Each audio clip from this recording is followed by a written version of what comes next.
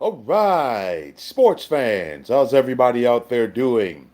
William Martin coming at you one more time here on YouTube with another edition of the 300 Pounds of Sports Knowledge Podcast. So, the New York Mets came into this Major League Baseball season with the highest team payroll. However, all of Steve Cohen's money might not be enough to get the Metropolitans to the postseason. 3.5 months ago, the Mets were 45 and 24. They had the best record in baseball and they were rolling. Okay. However, over their last 87 games, New York is just 35 and 52.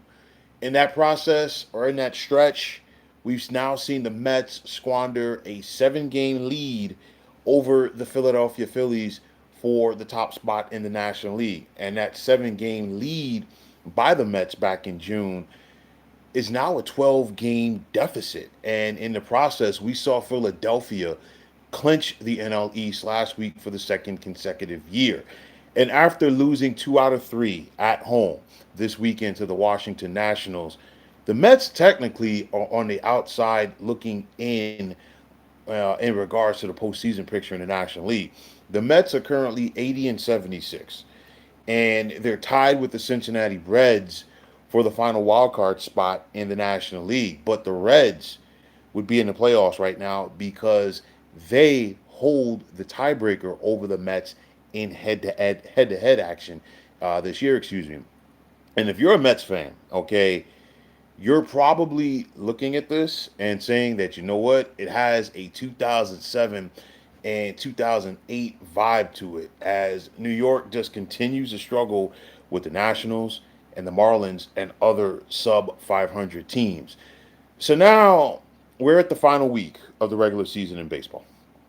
And the Mets, who were expected to get to the postseason when this year began, they're going to have to sweat it out this week in order to get to October. Why? Because they no longer control their own destiny. And what is ahead of the Mets this week? They've got a 3 game set at Wrigley against the Chicago Cubs, a Cubs team that has already clinched a postseason spot, a Cubs team that they're struggling themselves right now, but nonetheless, and their struggles resulted in Milwaukee clinching the National League Central. But nonetheless, the Cubs want to get their ship righted before they head into the postseason, and then the Mets finish up next weekend in Miami against the Marlins. And of course, if you're a Met fan, and like I said, historically, you think back to 2007 and 2008, and the Mets couldn't take care of their business coming down the stretch, and especially in each of those last years. They lost series and lost the last game of the year, for that matter, to the Marlins, then Florida Marlins. But nonetheless, they ended up watching the postseason from home. So there's a lot to unwrap right now with the Mets. They just finished up their home slate, okay, and New York went 49 and 32 at home this season. I know that Citi Field set an attendance record by fans. More than 3 million fans came out to see the Mets, but unfortunately, the Mets always didn't give them something to smile about. But nonetheless, for them to get to the postseason now, they've got to do it on the road. And you're looking at New York right now; they're just 31 and 44 away from Citi Field this year. But nonetheless, you look at it, and with this flawed team, one big question out of so many questions: did we just see Pete Alonso play his last home game for the Mets? I say this because after re-signing late in the offseason last year, Alonso can opt out of his deal after this season. I don't think that Pete Alonso is going anywhere. I think Pete Alonso will be back with the Mets. I think the team wants him. The fan base clearly wants him there.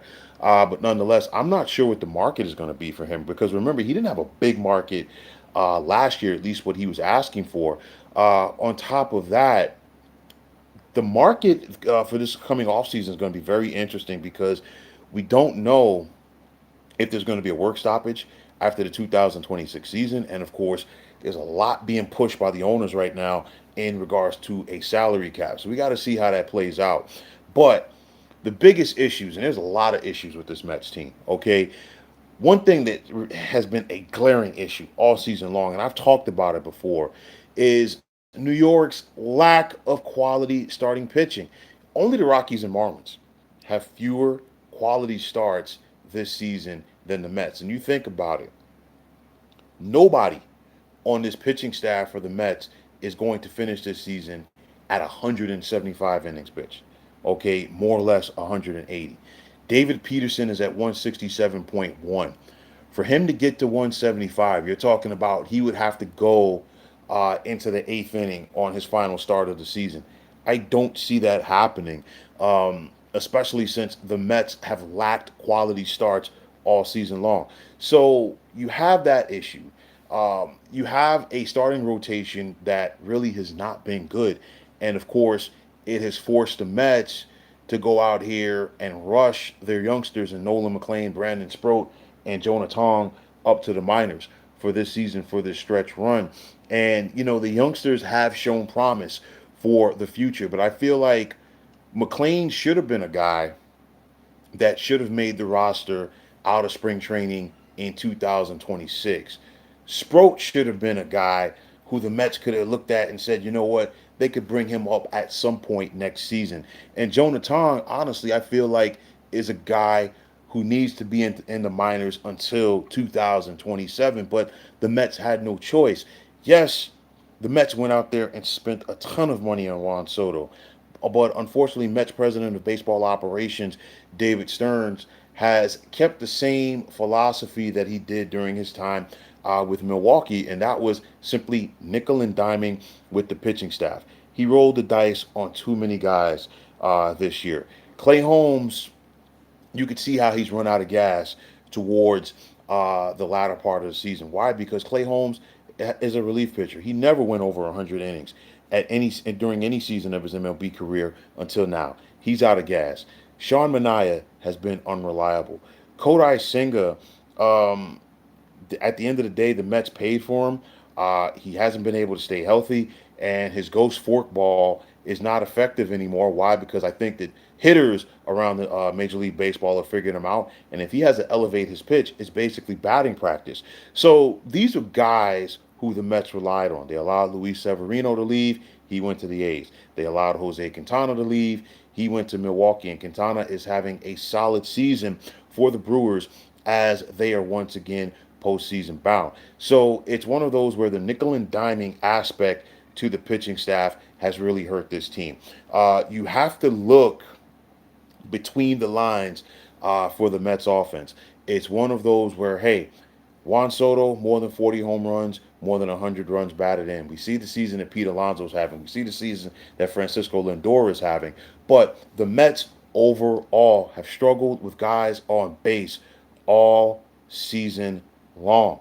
Okay, and then on top of that, the biggest glaring stat for me with the Mets, they have yet to win a game this season when they went to the ninth inning and they were trailing. So when you put all of this stuff into a pot and mix it, honestly, the Mets should be thankful that they are where they are as far as still having an opportunity to actually go out there and compete for a postseason spot. I said coming into action today, I said New York needed to go 5-2 over their final seven to have a legit chance to go out there and get to the postseason. Now I'm saying they need to go 5-1, and it's never a good scenario when you have to scoreboard watch, and that is what the Mets are going to have to do this week. They've got three against the Cubs, and they also have three against the Marlins. The Reds, they've got three with the Pirates, and then I think Cincinnati finishes up with the Milwaukee Brewers. Yeah, no, no, no. Yeah, yeah. Cincinnati does finish up in Milwaukee with the Brewers, while the Diamondbacks have a pair of series first with the Dodgers and then the Padres. These are the teams that you're duking it out with. But again, the Mets have to go out there and take care of their business. Like I've said before throughout this season, where is the leadership for this Mets team? Somebody has to step up and say, you know what, enough is enough. Not on my watch. It ain't going down like that. And right now, the Mets are back. Their backs are against the wall. So either it's put up or shut up time. And I'll tell you like this: if the Mets fail to make the postseason this year. With the expectations, with the payroll, and where they were 3 months ago, I don't see how they can bring back Carlos Mendoza as their manager for 2026. I think Mendoza, you know, he looked like he was the guy in 2024 for the Mets, but his decision making this year or lack thereof leaves a lot to be questioned. The most recent questionable decision for me for by Carlos Mendoza during their loss on a Saturday night to the Washington Nationals, he took out Edwin Diaz and said that Diaz was only available for 1 inning. Diaz only pitched through 7 pitches in that inning. Okay, and Diaz was extremely effective. Okay, at this point, your season is on the line. What are you saving him for? And on top of that, the Mets are off tomorrow before they go to Chicago on Tuesday. So again, what are you saving Edwin Diaz for? And I think the mindset of this team is, you know what? We'll get him tomorrow. We'll get him tomorrow. And those we'll get him tomorrows have added up to 76 losses and a lot of losses against the bad teams in baseball. The Mets have found a way to get up for the good teams, but they play down to their level of competition. That right there shows me that you have a lack of leadership on this team. And I think at the end of the day, the Mets really are going to have their work cut out for them in order to get to the postseason. It's one of those where in each of the first 3 years that we have seen the postseason expand to three wild cards in each league. The number 6 seed has gotten at least to the LCS. Okay, 2022 Philadelphia got to the World Series. 2023 Arizona got to the World Series, and of course last year we saw the Mets get to the LCS. But nonetheless, I think extending the postseason and expanding the postseason has led to more mediocre teams getting in. And regardless at this point, if it's going to be the Mets, if it's going to be the Diamondbacks, if it's going to be the San Francisco Giants, who are just 3 games back of the Mets and the Reds, or the Reds, even the St. Louis Cardinals and Miami Marlins are still alive, you're probably going to look at a team that's probably 83 and 79, 84 and 78, getting that last spot. And I know that back in 1973, that we saw the Mets, win their division in those days with a record of 82 and 79, get to the postseason and get within 1 game of winning it all. Anything can happen, but it's one of those where you look at the way that the Mets have been playing lately, and there's nothing to get enthused and say, hey, you know what?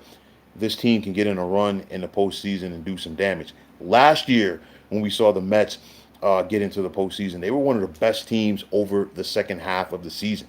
Okay, so they had plenty of momentum going into October. Right now, I simply do not see that momentum for this team.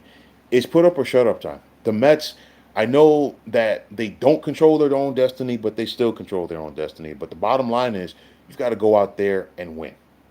Will they do it? I'm not sure. But nonetheless, if the Mets fail to make the postseason this year, is going to rank up there, right up there with 1992, The Worst Team That Money Can Buy. Of course, that infamous book written by Bob Klapisch, the 2007 and 2008 meltdowns. It's going to be right there. I know that Steve Cohen talked about changing the culture and the feel around this franchise, and he has gone out there and he has shown a commitment and he spent money, you name it. But the bottom line is this team has let him down and his team has let their fans down. Because remember, earlier this year, Cohen said, hey, you know what? I spent the money. You've got to come out here and support this team. Well, I've got news for you. The Mets fans showed up and supported this team throughout the year. The team has not shown up and the team has let the fans down. So what are the Mets going to do over this final week of the regular season? Are they going to answer the call, or are they going to be answering questions next weekend as far as why they failed to make the playoffs?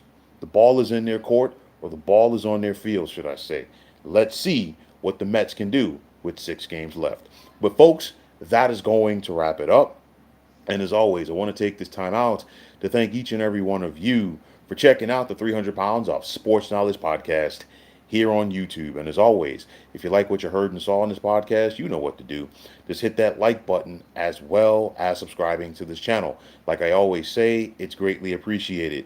Also, if you are on the X, formerly known as Twitter, be sure to check me out at 300 Pounds of Sports. And like I always say, if you follow me, it will be my pleasure to follow you right back. And the same goes for Instagram, where you can check me out at 300 Pounds of Sports Knowledge. Also, if you're on Facebook, you can definitely check us out at the Sports Depot 365. And as far as I'm concerned, one of the better sports debating sites going on social media. But until next time, fine folks, my name is William Martin. I'm signing off. And I'm saying thanks once again for checking out the 300 Pounds of Sports Knowledge podcast here on YouTube. Be well, everybody.